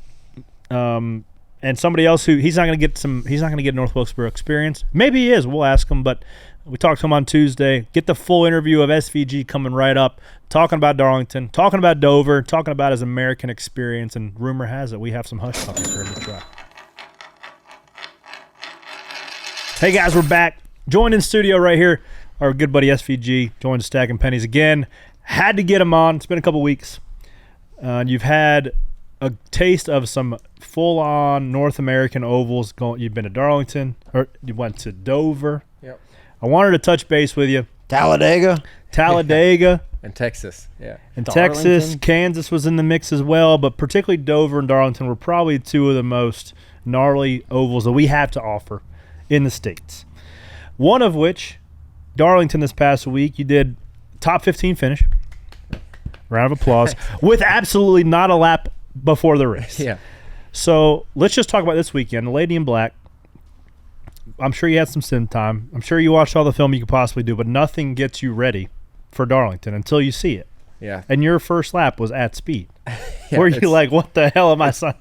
All the stuff you just said, like it's been a really tough 5 or 6 weeks. It's all the tough tracks. The Dovers, Texas I found really difficult, and then Darlington as well. But yeah, on the weekend I was pretty gutted when it rained out on Saturday. I went down, did the track walk, and I'm like, this place is pretty narrow. Yeah. You don't really sort of get that on TV. And then when you're out there and you're three wide we were once, it's in 3 and 4, somebody all the way in the bottom. Yeah, it's a narrow, scary place. So. Have you ever slid around a car as much as you do at Darlington? Yes and no. Like the track, we got a track in Australia called Perth that was like that. Used to be before it got resealed.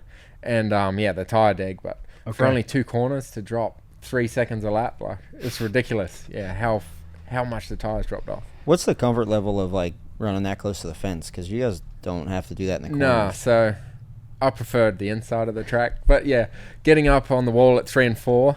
Well, you're also used to right-hand drive. Yeah, driving on the different side of the car. I don't have the best depth perception yet of the right side. Getting better every week, but I could get to the wall, but I couldn't do it the whole corner like the really good guys do. So I could get there and you kind of like feel the bit, but... Do you feel like the car is way further out than what you expect, or... It's the right rear, because the cars skew so much, right? So you get a good visual of the right front, you can sort of see to the right, but you can't tell, because these rear ends move around so much, the rear is kind of variable. It's in an Xfinity car especially. Yeah, and then when you touch the wall, it swings the front end. It's, how many stripes did you get? I got 2, 2. One decent one. Yeah. I mean, that's not bad.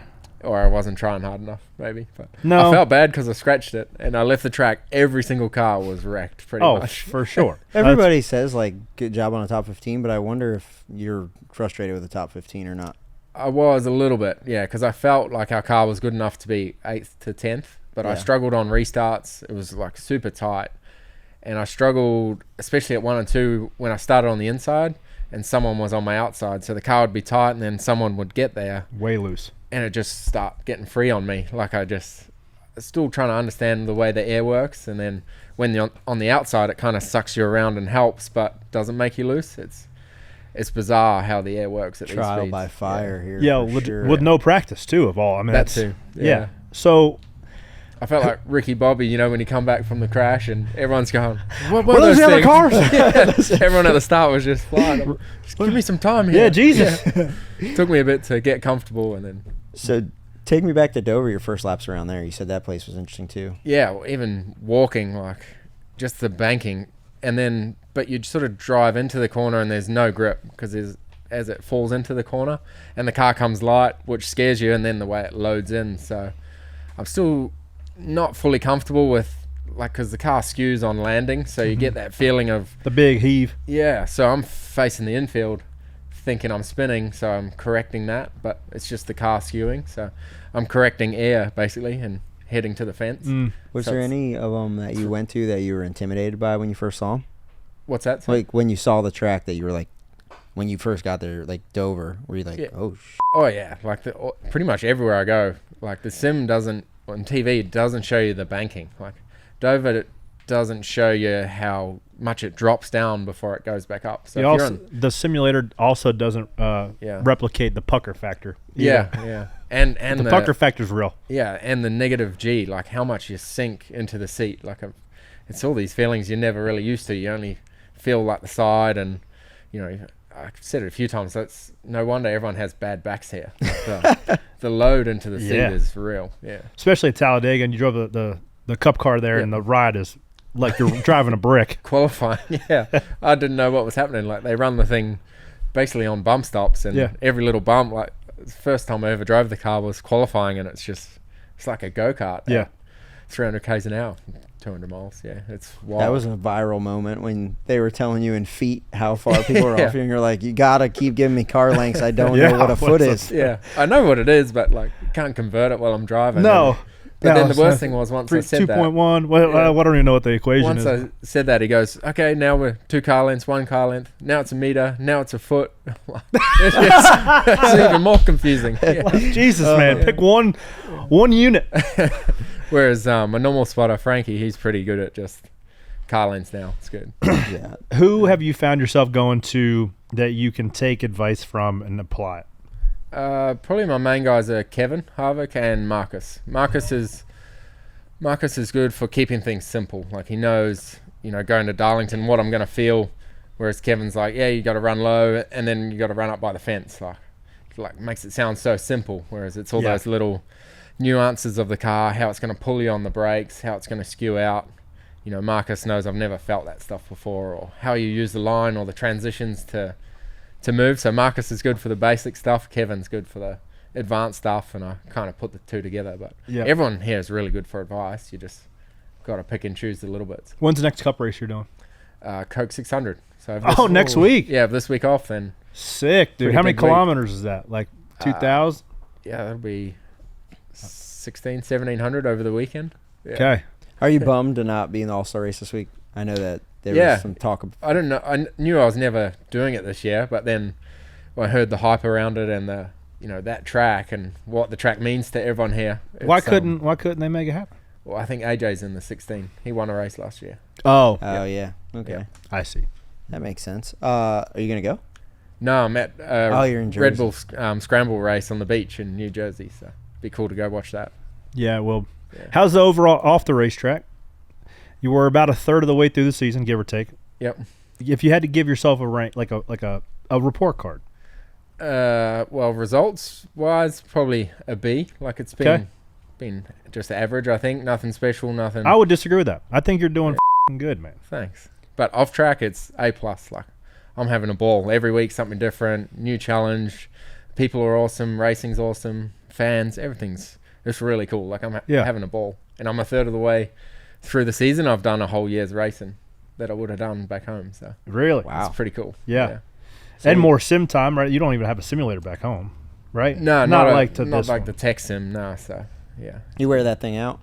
Yeah. So this morning I was in it doing like the wheel force testing. We went and tested at Sonoma, and yeah, that's some of the craziest technology that I've never heard of before. When they put the wheels that measure how much grip, and it's so yeah, you drove the Chevy wheel force car on the newly repaved Sonoma. Yeah, just to learn a little bit of chatter about the asphalt there. Yep. So what were your observations?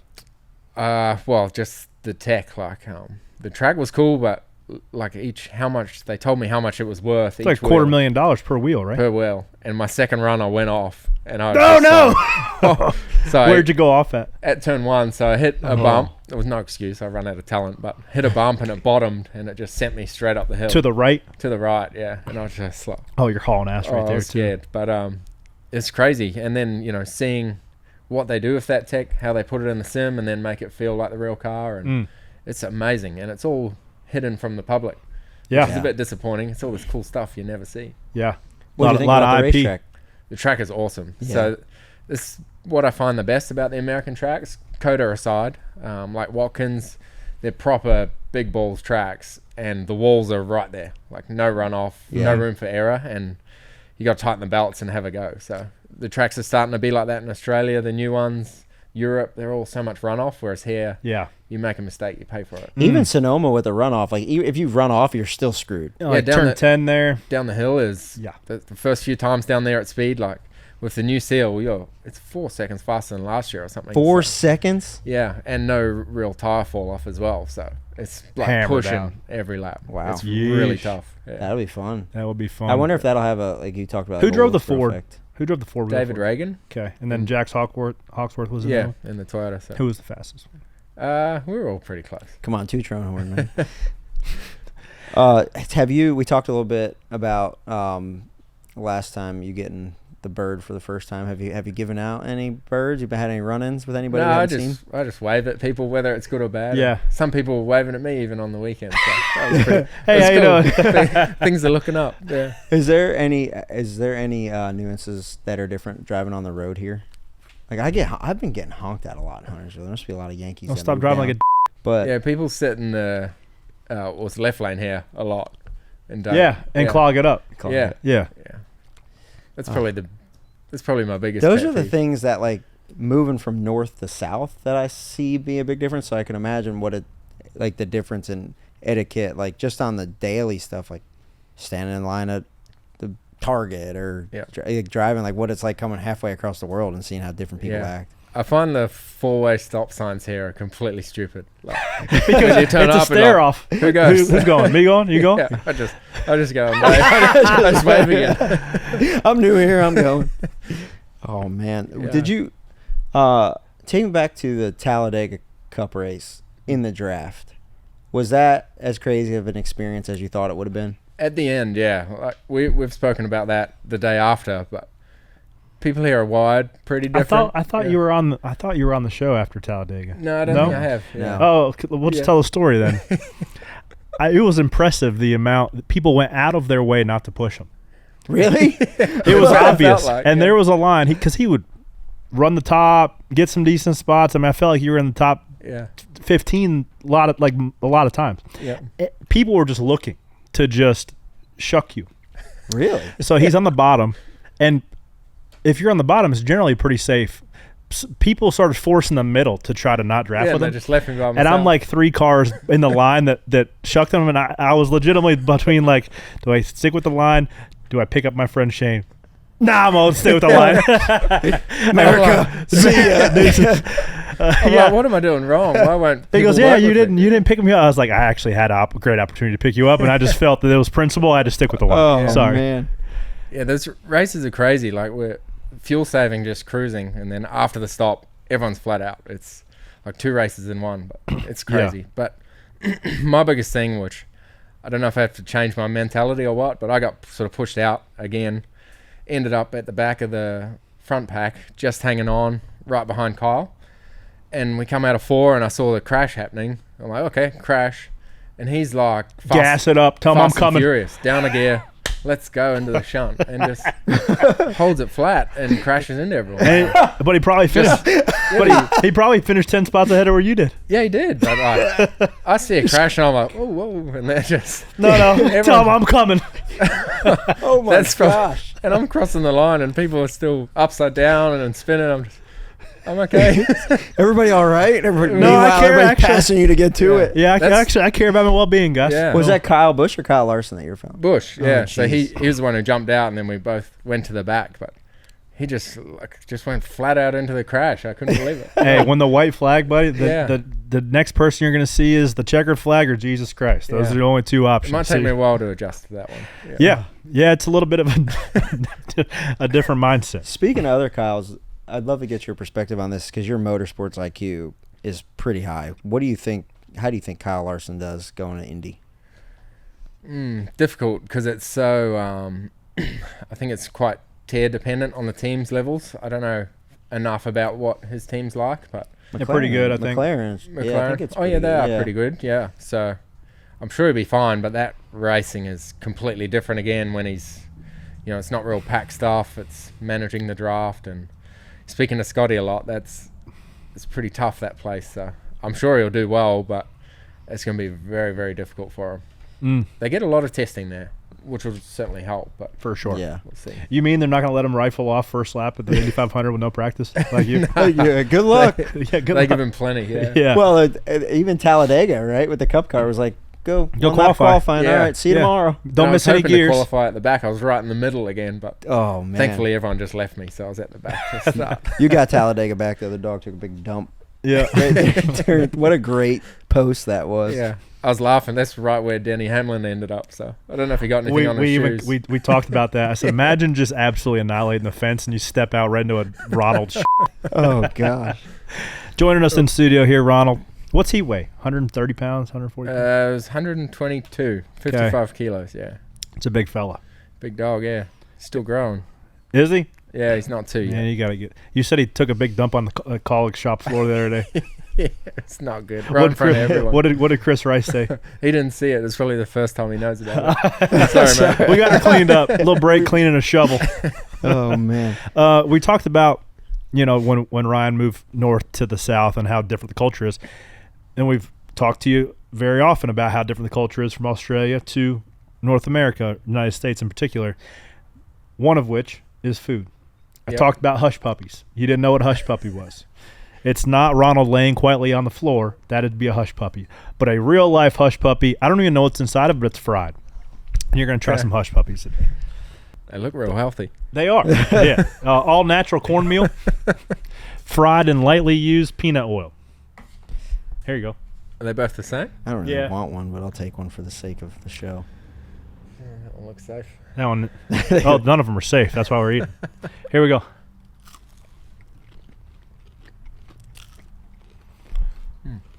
I bet the cholesterol in these things is pegged, bro. I can feel it.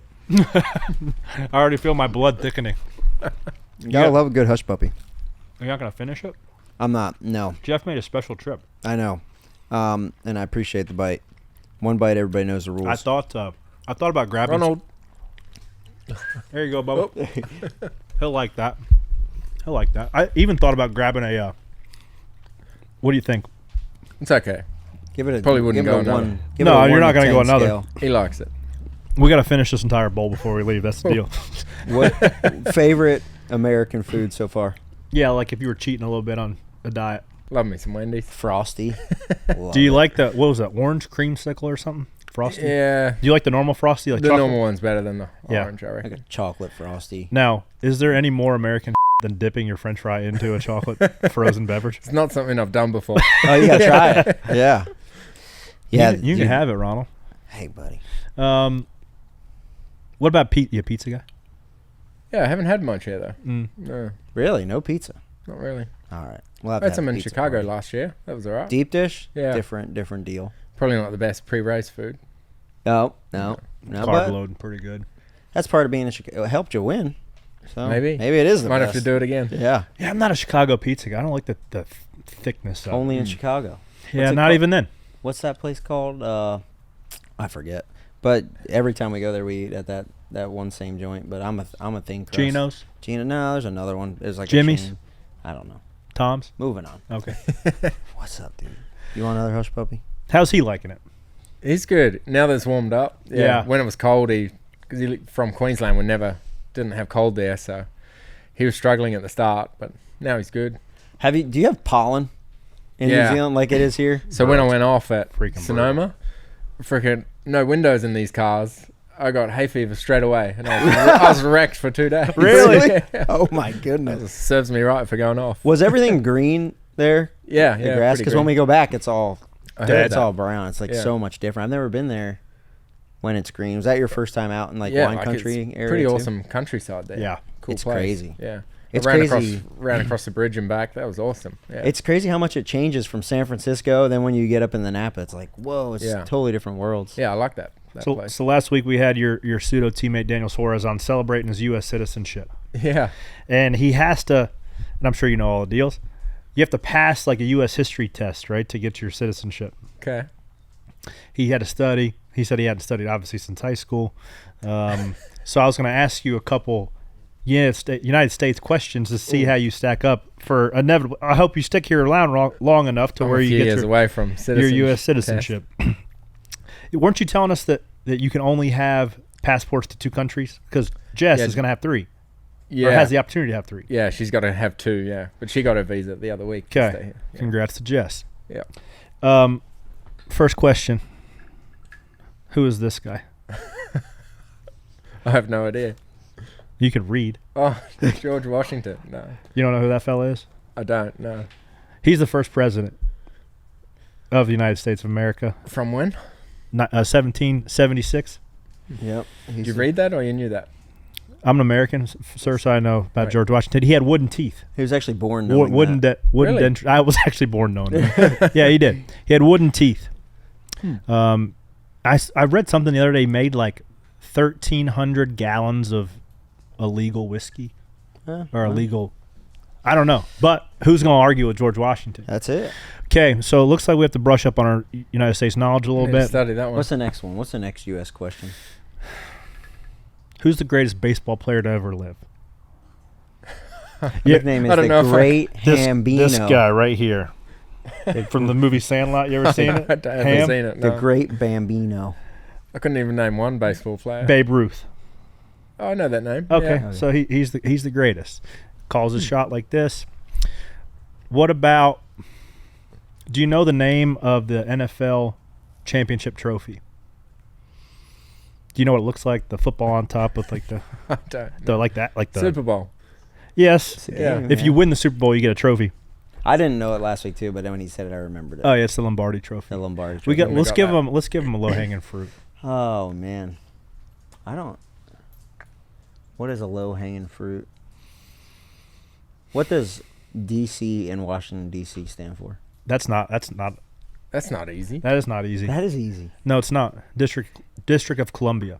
Damn, this is stuff, man. I don't know. I'm nervous for your American Okay. test. Okay. Yeah, how many states are there? Ooh, 60? Close. 10 heavy. 50. Okay. There's 48 that are like, in the landmass, right? Then there's Alaska, then there's Hawaii. Yep. That aren't connected. 48. Close. Yeah. Why don't you ask us some New Zealand questions? Yes. Take me a bit to think of some. Okay. I want you to get one right because I'm trying Bowden to make Barrett. That's my first answer. See, look, I know something about.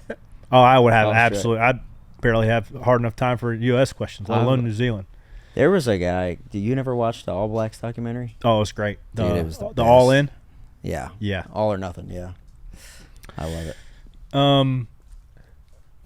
What is the unofficial dog of the United States? It's a like a golden Labrador. I got. What's the golden retriever? Yeah. Oh. There's a lot of them here. Yeah. What's the state, like the national bird? You know this one. You know this one.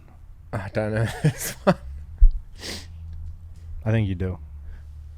Bald eagle. Yes. Bald eagle. Ding, ding, ding. Yep, we got it. we got Guys, one. okay. If nothing else, we've learned today.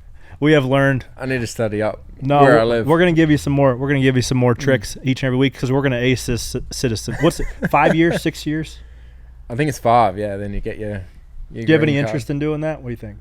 Yeah, I think so. If you're here long enough. Hey, buddy, how's it going? Hopefully, you'll be contending for championships by then, so you have to stay. Hopefully. That's the plan, right? How long has Daniel been here? 8, 10 years? Ooh, 7, 8. He's been here more than that. Oh, 11. We were talking about it. 11 or 12. No, like 13, because we were talking about it. We were here the first time he came up, but that was 2011. Yeah. Oh, yeah, a while ago. 13 years. 13 years. Yep. He's been doing it. Cool. I had one other thing. A little bit of rumor chatter of charters. You got SHR murmurs, front row, track house. They've got 4 drivers and 2 cars. With Zane and yourself. Are you in those conversations? Or are you just like, hey man, handle it, and you just give me a drive? I keep to the side. I know I'm here for a learning year. Then the objective was Cup, but that was months ago when that happened. So I just keep those to the side, keep doing my thing. But obviously you read it all and naturally you wonder how it's going to fall. But if I just keep doing my job and keep getting better, I'll be there. Spin-off question: how much you talked about how much the Xfinity car moved around and how surprising it was, how rigid the Cup car was. Yep. How much does the Xfinity car help you, or is it just being on the track that helps you more than actually being in the car? Yeah, it's probably just the track, learning the races, the formats, and next week will tell me how relative it is when I jump in the car at Coke 600 and see what the Cup cars are like on an oval. Yep. That'll tell me how much I'm learning and how much it's worth, But from what everyone says, they drive completely different off the front tire instead of the back, and probably going to be more comfortable doing it that way. I hope. Straighter. Yeah, so because it's like driving on dirt on tarmac at the moment. It's a crazy feeling. So let's see. Well, I think you're doing pretty good. I think I'd give you an A, man. You gave yourself a B, I'd give you A. Just from somebody coming in, it's completely different car you've ever driven, new tracks you've never seen before, a lot of time without practice. I think you're doing pretty damn good. Cheers. Keep it up. I'm sticking with a B. I think that you're a world-class guy, and that's why I had that conversation this week. I think that you expect to be. I said I think that he's okay right now learning, but the second half of the year you'll want to be. Yeah, that's one thing. Consistently, especially when I go back to the tracks I've been 11? to. Yeah. Yeah. What are you, 11 weeks in?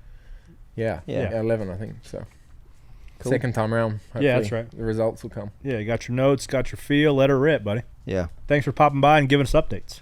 Cheers. Hope guys. you enjoyed your hush puppies. It wasn't Wendy's French fries. Time. That's right. All right, guys, that's SVG right here in the Nonsense Garage. Always love it when SVG pops by to give us his update on his American venture. Back to North Wilkesboro. I heard you got a story. I got a good one. What do you got? 1979 Holly Farms 400 was scheduled to be run September 30th, but heavy rain plagued the whole race weekend. Qualifying was washed out. Then on race day, the sun was shining, but it had rained so much that the earthworms and night crawlers all came out from the ground and covered the racing surface. What? So they had to cancel the race. What? Yeah. They had to cancel the race. According to reports, the slimy creatures came out by the millions, clogged the drain pipes, covered the racing service. There was no way to clean up the mess to get in time to get the race in. So as a result, the race was rescheduled for the first available weekend, October 14th. Bobby Allison dominated the race, but him and Jaws, Darrell Waltrip, got together late. Benny Parsons took home the win. The Wilkesboro native, that's his... I'm sure the people were going buzzer. Yep. And that was his lone win at his home racetrack. So that was a crazy story, man. Could you imagine if there was Twitter back then? It would have gotten lit up. Would have got lit. What are you going to do? Damn it, NASCAR.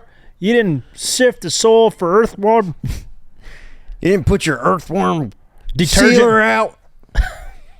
This is cup racing. You should know better. You know it's earthworm season. Everybody know that. Everybody know that. Yeah, that's a cool fun fact.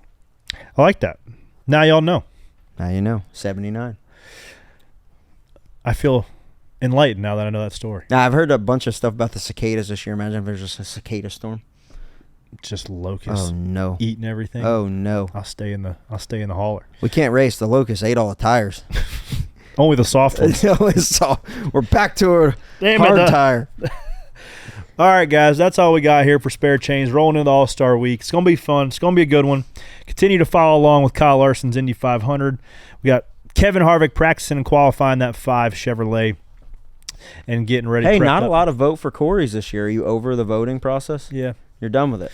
We made a push. I made a never push. got into office. Now, if you don't make it in there on your own merit, yeah. you don't want to do it. That's where I'm at. You want to earn it. Yeah. I'm not even going to ask for it. If you feel so much inclined to do it, I'm not going to tell you to not do it, but I'm not going to make a push. Well, it was that year that I know what it was. It was that year that we made the big push, podcast on this, that, and then they voted in Eric Jones. Yeah.